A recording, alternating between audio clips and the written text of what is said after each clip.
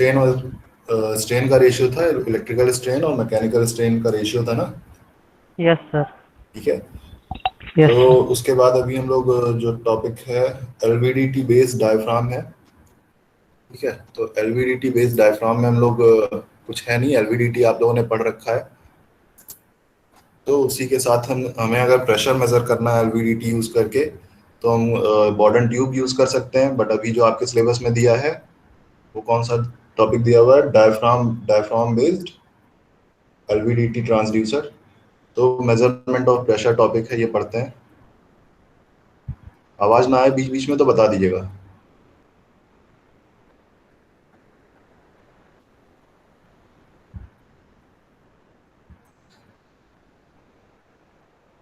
ठीक है, फर्स्ट है एलवीडीटी बेस्ड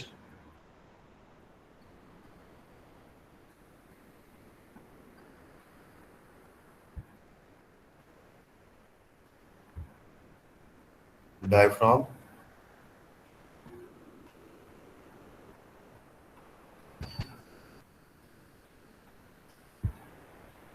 ठीक है, तो इसमें जो हम लोगों ने एलवीडीटी पढ़ा था वो हमारा सेकेंडरी ट्रांसड्यूसर था, जो non electrical quantity which was displacement, ठीक है, को इलेक्ट्रिकल क्वांटिटी में कन्वर्ट कर रहा था, जो कि आउटपुट वोल्टेज दे रहा था। दो सीरीज सेकेंडरी कॉइल का जो हमने सीरीज में कनेक्शन किया था फेज अपोजिशन में, उसका आउटपुट हमें क्या मिल रहा था, वोल्टेज मिल रहा था। तो मतलब ES1 माइनस ES2 मिल रहा था। आवाज आ रही है ना, कोई बोल दो। Yes sir. ठीक, ठीक है, ठीक है।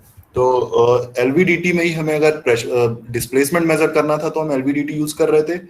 इसी के साथ अगर हम एक प्राइमरी ट्रांसड्यूसर या प्राइमरी सेंसर की बात करें, डायफ्राम, डायफ्राम क्या है, diaphragm is a very thin membrane made of flexible material. ठीक है, तो कुछ ऐसा करके सर्कुलर आपका बहुत ही थिन मेम्ब्रेन होगी। ये कुछ भी हो सकती है, रबर की हो सकती है, मेटालिक हो सकती है। ठीक है, इसको डायफ्राम बोल रहे हैं। तो ये करेगा क्या, इस पे जब ऊपर से प्रेशर अप्लाई होगा तो ये इसका शेप चेंज हो जाएगा। मतलब अगर डायफ्राम अगर साइड से देख रहे हैं ऐसा है, तो प्रेशर अप्लाई करने के बाद इसका शेप ऐसे हो जाएगा। ठीक है, तो बस इसमें यही है। और इसी के साथ नीचे क्या अटैच्ड है आपका, एलवीडीटी अटैच्ड है। तो इसके साथ अगर हम एलवीडीटी अटैच कर दें, एलवीडीटी का ये कोर हो गया। और एलवीडीटी में क्या था, एक प्राइमरी कॉइल थी जिसको हम एसी सप्लाई दे रहे थे, और इधर दो इक्वली डिस्टेंस पे हमारी सेकेंडरी कॉइल थी।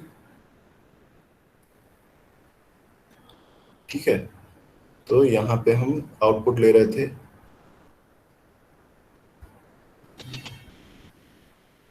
यहाँ पे जो ई नॉट मिल रहा था हमें, that was the difference of this ES1 minus ES2। ठीक है, तो ये जो ई नॉट मिल रहा है हमें, ES1 माइनस ES2 है।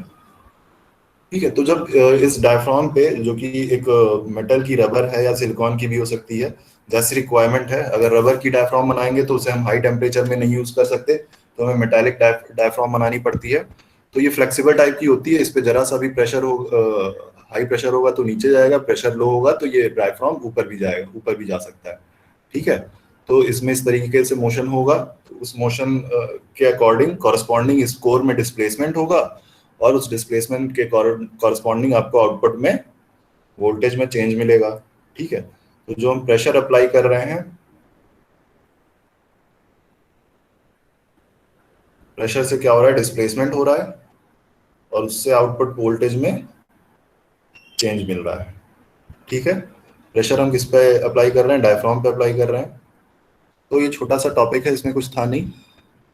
ठीक है, तो मेजरमेंट ऑफ प्रेशर में हम डायफ्राम, जो कि एक सेंसर है या प्राइमरी ट्रांसड्यूसर भी बोल सकते हैं। ठीक है, तो ये डायफ्राम हो गया आपका। तो डायफ्राम में आप लिख सकते हैं कि it is a very thin membrane made up of flexible material which can be metal or rubber or silicon और anything which deform its shape under some pressure, जिस प्रेशर से जिसके शेप में चेंज आए उसको आप डायफ्राम की तरह यूज कर सकते हैं। ठीक है, तो बहुत सेंसिटिव डिवाइस है, हाई रेंज और हाई एक्यूरेसी प्रोवाइड करती है। ठीक है, तो इसमें बस इतना सा ही था।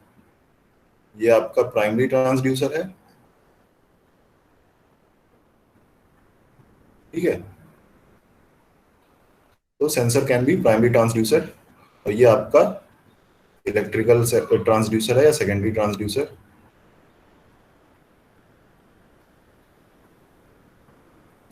तो डायफ्राम आपका प्राइमरी ट्रांसड्यूसर है और एलवीडीटी इसके साथ कंजेशन में यूज करके हमने पूरा जो सेटअप बनाया that is LVDT based diaphragm.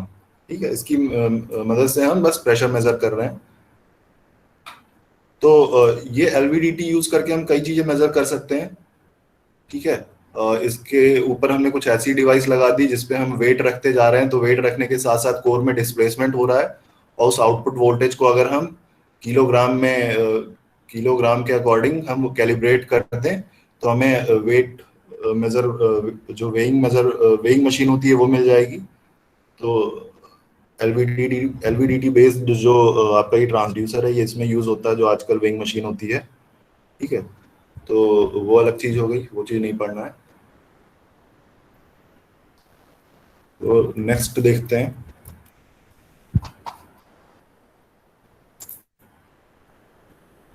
Next जो आपका सिलेबस में है वो है measurement of pressure using piezo electric transducer. ठीक है, तो पीजो इलेक्ट्रिक ट्रांसड्यूसर से भी आप अवेयर होंगे। पीजो इलेक्ट्रिक ट्रांसड्यूसर क्या करेगा?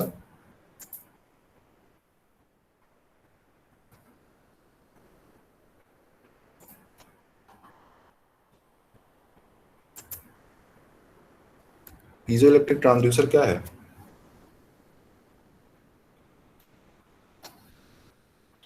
सर कंप्रेशन या एक्सपेंशन की वजह से अगर वोल्टेज प्रोड्यूस हो, अगर वोल्टेज प्रोड्यूस हो तो वही पीजो इलेक्ट्रिक की वजह। पीजो इलेक्ट्रिक सब्सटेंस होता है, पीजो इलेक्ट्रिक क्रिस्टल होता है which has the ability to generate an electric charge in response to applied mechanical stress.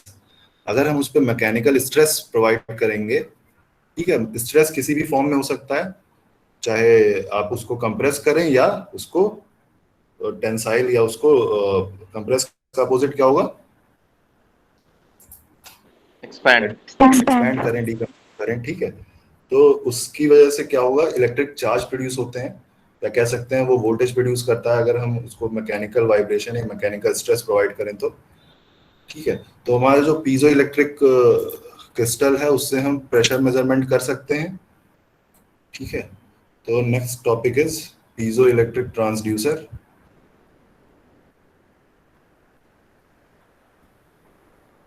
Piezo electric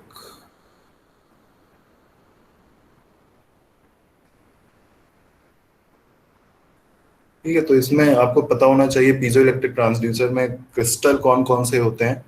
competitive exam में एक बार पूछा गया क्वेश्चन, बहुत इजी सा था। आपको नहीं भी याद होंगे क्रिस्टल कौन कौन से हैं तो भी आप ऑप्शन देख के पता कर सकते हैं। ठीक है, तो पीजो इलेक्ट्रिक जो इफेक्ट है, piezoelectric is the ability of certain material to generate an electric charge, ठीक है, in response to applied mechanical stress. तो अगर हम पीजो इलेक्ट्रिक सब्सटेंस पे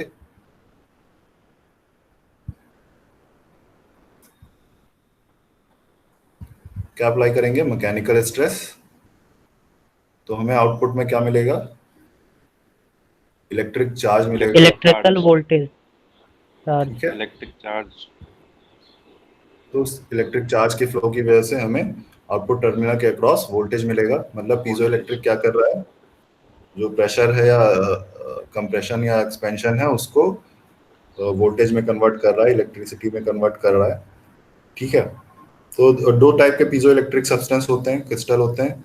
एक नेचुरल होते हैं जो नेचुरल एनवायरनमेंट में अवेलेबल है, ठीक है, नेचर में अवेलेबल है, और जो एक सिंथेटिक होते हैं जो हम लैब में सर ये इलेक्ट्रिकल चार्ज प्रोड्यूस करेगा तो अनटिल अनलेस जब तक हम लोड नहीं लगाएंगे तो फ्लो नहीं हुआ तो फिर वोल्टेज नहीं देगा वो उस एंड पे। हाँ, जब जब तक अप्लाई कर रहे होंगे, जब तक उसमें कंप्रेशन या वोल्टेज डिकम्प्रेशन तो हो रहा देगा, होगा, तभी करंट तक नहीं। वो वोल्टेज देगा। क्या चीज? सर वोल्टेज तो वोल्टेज देगा ना देगा। सर। हाँ हाँ हाँ वोल्टेज तभी देगा जब हम उस पर प्रेशर या स्ट्रेस अप्लाई कर रहे होंगे, तब एट दैट मोमेंट। यस अगर सर। हमने कुछ प्रेशर हटा लिया या सर, तुरंत लेकिन ये हमने इलेक्ट्रिकल कुछ, चार्ज तभी फ्लो होगा ना जब अपन लोड लगाएंगे उसमें। चार्ज तो तभी फ्लो होगा जब लोड लगाएंगे। ठीक है, करंट तभी फ्लो होगी जब लोड लगाएंगे, बट वोल्टेज उसके अक्रॉस मिलेगा, आपके टर्मिनल के अक्रॉस। ठीक है, जो आप इलेक्ट्रोड लगाएंगे दोनों क्रिस्टल के, जो पीजो इलेक्ट्रिक क्रिस्टल है उसके अक्रॉस 2 इलेक्ट्रोड लगाएंगे ना, ताकि इलेक्ट्रोड को मेटालिक कंडक्टर से कनेक्ट कर सकें, तो उसके अक्रॉस आपको वोल्टेज मिलेगा। तो पहले ये देख लीजिए, नेचुरल जो क्रिस्टल अर्थ पे अवेलेबल है, नेचर में अवेलेबल है, उन क्वार्ट्ज क्रिस्टल है। ठीक है, और टर्मलिन करके है, टर्मलिन क्रिस्टल हो गया। एक सॉल्ट करके है, रोशेल सॉल्ट बोलते हैं।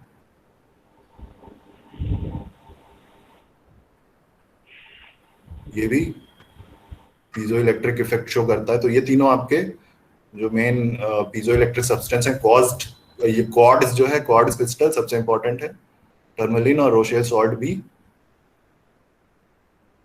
और जो सिंथेटिक है आपके, जो लैब में सिंथेसाइज किए जाते हैं, वो उनके नाम से आपको पता चल जाएगा कि वो सिंथेटिक पीजो इलेक्ट्रिक सब्सटेंस है, पीजो इलेक्ट्रिक क्रिस्टल है।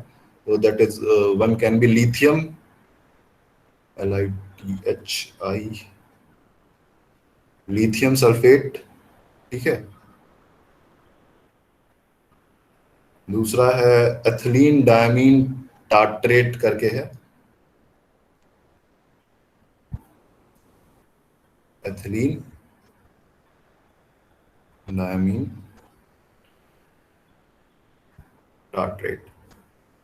ठीक है, तो ये जो दिख रहे हैं सिंथेटिक, आपको नाम से पता चल जाएंगे कि ये सिंथेटिक है। लिथियम सल्फेट हो गया, एथिलीन डायमीन टार्ट्रेट हो गया। तो एक क्वेश्चन आया था कि which one is natural piezo electric substance out of these 4। तो उसमें ऑप्शन एक ऐसा था कि रोशेल सॉल्ट था, और बाकी ऐसे नाम थे, lithium sulphate, ethylene diamine tartrate, और भी एक दो क्रिस्टल हम लैब में फॉर्म कर सकते हैं या सिंथेसाइज कर सकते हैं, वो नाम थे। तो इसलिए आप याद करने की जरूरत नहीं है, ये बस ध्यान रखिए। अगर आप एक बार पढ़े हुए हैं इसको तो पता चल जाएगा, क्वार्ट क्रिस्टल है, टर्मलिन क्रिस्टल है, रोशेल सॉल्ट है, ये सब नेचुरल है, और जो सिंथेटिक है वो नाम से पता चल रहे हैं आपको। ठीक है, तो ये चीज क्लियर है।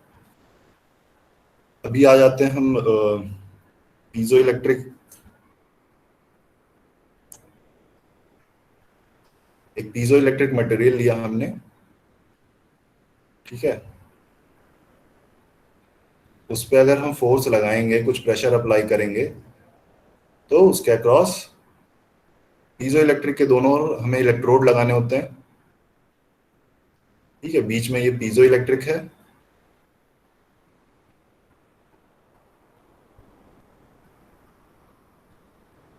ठीक है, और इधर ये आपका इलेक्ट्रोड है, दोनों जो 2 रॉड मैंने बनाई है। इस पे जब प्रेशर अप्लाई करेंगे तो चार्ज प्रोड्यूस होगा। इस इलेक्ट्रोड को आप कनेक्ट कर दीजिए कंडक्टर से, तो उसके अक्रॉस आपको वोल्टेज मिल जाएगा, लेट्स से E0। ठीक है, तो ये आपका पीजो इलेक्ट्रिक क्रिस्टल है, इसमें कुछ है नहीं। ठीक है, बस आपको पता होना चाहिए, when you give mechanical stress और mechanical vibration to this crystal, you will get some electrical output. ठीक है, तो प्रेशर जितना अप्लाई होगा उसी के अकॉर्डिंग वोल्टेज भी वेरी करेगा। दोनों में लीनियर रिलेशनशिप होगा, जितना ज्यादा प्रेशर होगा उतना ज्यादा वोल्टेज यहाँ पे मिलेगा आपको। तो चार्ज जो डेवलप हो रहा है, चार्ज की बात करेंगे, Q इज इक्वल टू, और 2 इलेक्ट्रोड के बीच बीच कुछ आपका डाइलेक्ट्रिक सब्सटेंस है ये। ठीक है,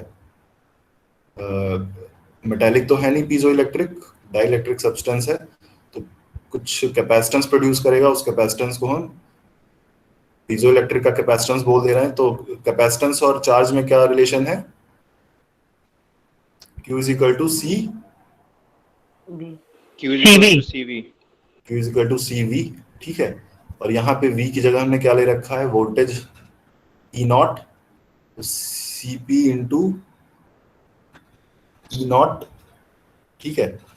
यहां से ई नॉट जो हमें मिलेगा output voltage, that is Q upon Cp, ठीक है। तो ये चार्ज हमारे पास कहाँ से आ रहा है? चार्ज जो हम फोर्स अप्लाई कर रहे हैं कुछ पर्टिकुलर एरिया में, फोर्स अप्लाई कर रहे हैं ना कुछ पर्टिकुलर एरिया में, जो Yes. ऊपर यहाँ पे कहते पीछे हैं क्रिस्टल डिफॉर्मेशन।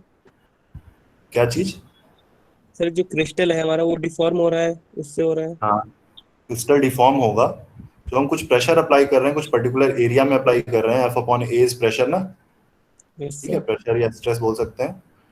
तो उसकी वजह से जो प्रेशर प्रोड्यूस हो रहा है, तो हमारा जो चार्ज प्रोड्यूस हो रहा है वो किस अल्टीमेटली किससे प्रोड्यूस हो रहा है? फोर्स से प्रोड्यूस हो रहा है। तो हम कह सकते हैं charge is directly proportional to force,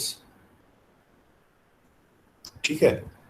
तो इसको अगर हम एक कांस्टेंट लगा देंगे Kp इंटू फोर्स, ये Kp क्या कहलाएगा? Charge sensitivity of piezo electric crystal, ठीक है। तो ये जो Kp है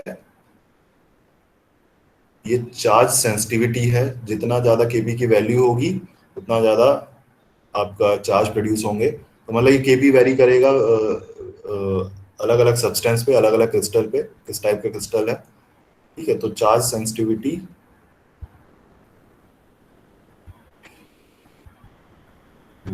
of piezo electric crystal, piezo electric crystal,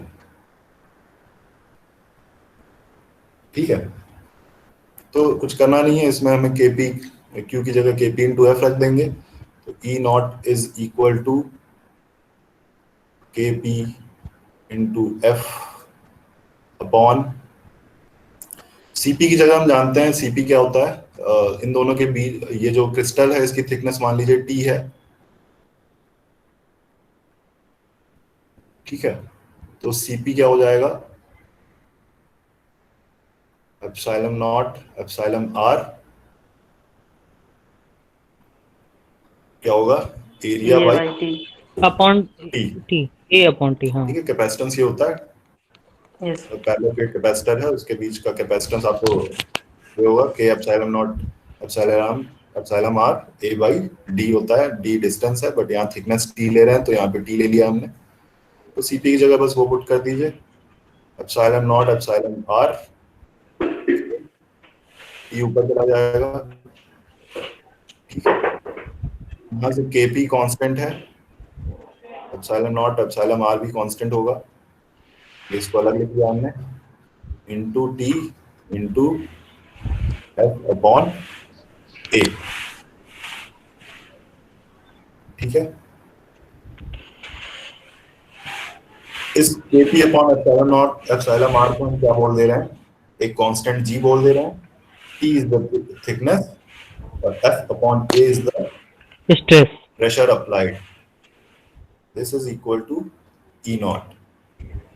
यहाँ से क्या मिल रहा है? Simply E naught is directly proportional to pressure. तो हम इनपुट में प्रेशर अप्लाई कर रहे हैं, उसके आउटपुट में हमें E naught मिल रहा है। बस जो भी ट्रांसड्यूसर हम पढ़ रहे हैं सब में हम इसी तरीके से कुछ कर रहे हैं कि आउटपुट में जो हमें क्वांटिटी मिल रही है इलेक्ट्रिकल क्वांटिटी वो इधर रख रहे हैं, और वो इनपुट में किसके प्रोपोर्शनल है? डिस्प्लेसमेंट के प्रोपोर्शनल है तो डिस्प्लेसमेंट के, प्रेशर के प्रोपोर्शनल है तो प्रेशर के, स्ट्रेस के प्रोपोर्शनल है तो स्ट्रेस के प्रोपोर्शनल हम रख के सॉल्व कर रहे हैं। और फाइनली यही दिखा रहे हैं कि जो आउटपुट वोल्टेज है electrical output that is proportional to the pressure applied, ठीक है। तो पीजो इलेक्ट्रिक जो ट्रांसड्यूसर है इसको हम सेंसर भी बोल देते हैं, क्यों? Electrical to mechanical work. Sensor भी की तरह भी काम कर रहा है ये। इलेक्ट्रिकल इनपुट टू में जो हम कुछ फिजिकल क्वांटिटी दे रहे हैं तो आउटपुट में ये दूसरी फिजिकल क्वांटिटी दे रहा है, ठीक है। बट वो फिजिकल क्वांटिटी इलेक्ट्रिकल आउटपुट है, अरे जो आउटपुट में जो एक क्वांटिटी मिल रही है इलेक्ट्रिकल आउटपुट क्वांटिटी दे रहा है वो इलेक्ट्रिकल है। इसलिए हम इसको ट्रांसड्यूसर भी बोल दे रहे हैं। तो piezoelectric crystal is can be called sensor as well as transducer. Transducer. ठीक है, ये चीज समझ में आया? Sir sensor sir. क्यों बोल रहे हैं?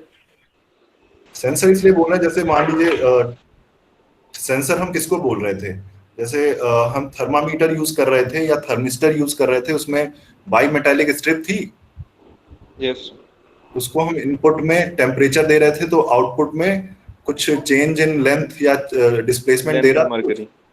ठीक है। Yes sir. ऐसे ही थर्मामीटर था, थर्मामीटर में हम टेम्परेचर दे रहे थे, तो इधर डिस्प्लेसमेंट मिल रहा था मरकरी में। या अभी डायफ्राम हमने पढ़ा, तो डायफ्राम में क्या था कि प्रेशर दे रहे थे इनपुट में, तो आउटपुट में हमें डिस्प्लेसमेंट मिल रहा था। यस ठीक है, तो ये सब जो थे प्राइमरी ट्रांसड्यूसर, इसको सेंसर भी तो बोल रहे हैं ना। तो पीजो इलेक्ट्रिक में डायरेक्ट हम प्रेशर दे रहे बट हैं, यहाँ पर अपन लोग को इलेक्ट्रिकल आउटपुट मिल रहा है ना, डायरेक्ट हमको इलेक्ट्रिकल आउटपुट मिल जा रहा है। कोई बात नहीं, एक फॉर्म ऑफ एनर्जी को दूसरी फॉर्म ऑफ एनर्जी में चेंज करेगा सेंसर हमारा। सेंसर। ठीक है, तो सेंसर है। अगर दूसरे स्टेज में इलेक्ट्रिकल एनर्जी मिलती, यहाँ पे डिस्प्लेसमेंट मिलता, दूसरे स्टेज में इलेक्ट्रिकल एनर्जी आउटपुट मिलती, प्राइमरी ट्रांसड्यूसर होता, तब वो सेकेंडरी ट्रांसड्यूसर होता, तब वो इलेक्ट्रिकल ट्रांसड्यूसर होता यहाँ वाला। और यहाँ वाला प्राइमरी ट्रांसड्यूसर या सेंसर दोनों कहला सकता है। ठीक है, प्राइमरी ट्रांसड्यूसर जो हम बोल रहे हैं वो सेंसर ही है अभी तक जो पढ़ते आए हैं। Yes sir. तो यहाँ पे हमें डायरेक्ट Equal to एक ही फॉर्म में आपको इनपुट में प्रेशर दे रहा है, आउटपुट में इलेक्ट्रिकल आउटपुट मिल जा रहा है, तो सेंसर की तरह भी वर्क करेगा और ट्रांसड्यूसर की तरह भी वर्क करेगा। तो पीजो इलेक्ट्रिक कहीं कहीं आपको ट्रांसड्यूसर लिखा मिलेगा, पीजो इलेक्ट्रिक कहीं कहीं सेंसर में लिखा मिलेगा, जैसे आपके सिलेबस में पीजो इलेक्ट्रिक सेंसर लिखा हुआ है। ठीक है, तो सर ये हमने कंक्लूजन निकाला है कि E is directly proportional to pressure, तो ये हम लोग Q is directly proportional to force भी तो बोल सकते थे, because the force we applied, the more force we apply the more charge will produce, तो उसके हिसाब से फिर E भी ज्यादा होगा, because E is equals to Q by Cp। तो फोर्स एक पर्टिकुलर एरिया में अप्लाई कर रहे हैं, तो उसी को तो हम प्रेशर बोल रहे हैं, वही तो प्रेशर है ना। यस वही स्ट्रेस भी अभी हम बोल रहे थे उसी को स्टार्टिंग में जब स्ट्रेन गेज पढ़ रहे थे। ठीक है, तो प्रेशर और स्ट्रेस एक तरीके से इक्विवेलेंट है। हमारे ऊपर बहुत प्रेशर पड़ रहा है पढ़ाई का, या हमारे ऊपर बहुत स्ट्रेस पड़ रहा है पढ़ाई का, एक ही बात है ना। यस तो pressure is directly proportional to force है। अगर किसी फोर्स को एक पर्टिकुलर एरिया में अप्लाई कर रहे हैं, वो एरिया नोन है आपको, तो वो वहां से आपको क्या मिल जाएगा, प्रेशर मिल जाएगा। सर हम ये बोल रहे थे E directly proportional to P, ये ड्राइव किए हैं, ये यहाँ से भी तो हो सकता था ना, Q is directly proportional to F से, because F is directly proportional to P and Q is directly proportional to E। तो वही चीज तो किया, और कुछ थोड़ी ना किया है। Q is directly proportional to F, और ये जो आउटपुट वोल्टेज है that is directly proportional to charge, यहाँ से दिख रहा है। वही चीज तो की है जो आप बोल रहे हैं। वो थोड़े स्टेप्स दिख रहे हैं तो आपको ज्यादा लग रहा है। Yes sir. ठीक है, वही चीज की है, कुछ किया नहीं है उसमें। ठीक है, तो इस तरीके से आपकी फर्स्ट यूनिट जो है, तो आपका जो पीजो इलेक्ट्रिक ट्रांसड्यूसर था, मैंने स्टार्टिंग बताया था एक्टिव है या पैसिव। एक्टिव ट्रांसड्यूसर है क्योंकि इसको कोई एक्सटर्नल सप्लाई नहीं चाहिए। ठीक है, प्राइमरी सेकेंडरी दोनों की तरह इसको वर्क कर सकता है। प्राइमरी ट्रांसड्यूसर भी बोल सकते हैं, सेकेंडरी भी बोल सकते हैं, सेंसर भी बोल सकते हैं। ठीक है, और क्या क्या था, एनालॉग आउटपुट दे रहा है,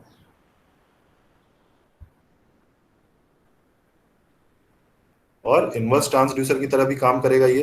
दोनों है, इनवर्स और इलेक्ट्रिकल। और कुछ रह गया इसमें? आई थिंक ठीक है, तो एक्टिव है, ये ध्यान चार हो रखिएगा, गए सर। एक्टिव है, एक्टिव, प्राइमरी, सेकेंडरी, एनालॉग। ठीक है, और which we were using for measurement of pressure। तो मेजरमेंट ऑफ प्रेशर में दो हो गए आपके, एक तो एलवीडीटी बेस्ड डायफ्राम, कुछ था नहीं, एलवीडीटी का प्रिंसिपल इसमें लगेगा पूरा, और आपका पीजो इलेक्ट्रिक ट्रांसड्यूसर, इसमें भी कुछ नहीं है। ठीक है, तो फर्स्ट यूनिट कंप्लीट है आपकी। अभी हम लोग पढ़ लेते हैं, फिर से अपना कंटिन्यू कर लेते हैं पावर सिस्टम। थर्ड यूनिट में हम लोग बीच में अटके हुए थे शायद, उसमें पावर सिस्टम कहाँ तक पढ़ा है हम लोगों ने?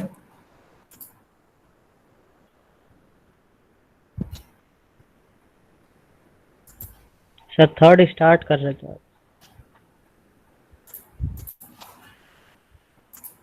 पावर सिस्टम कहाँ पे चल रहे थे, कुछ याद है? सर थर्ड स्टार्ट कर रहे, थर्ड यूनिट। मैकेनिकल डिजाइन बता रहे थे आप।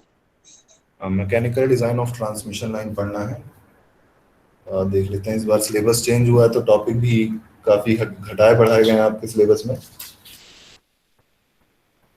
हाँ ठीक है, mechanical design of transmission line almost सब कुछ वही है जो पहले था।